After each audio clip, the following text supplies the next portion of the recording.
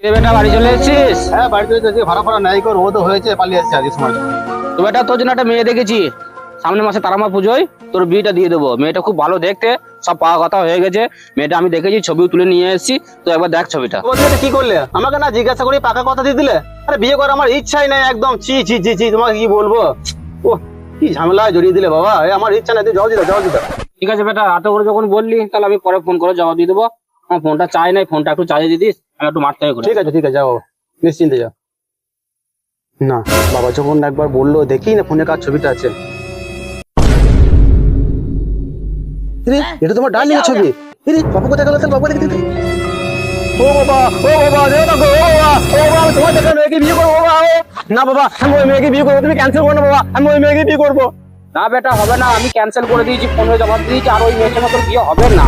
শালা মাথায় বাস চলে গেল রে, শালা কি ভুল করলাম রে। ও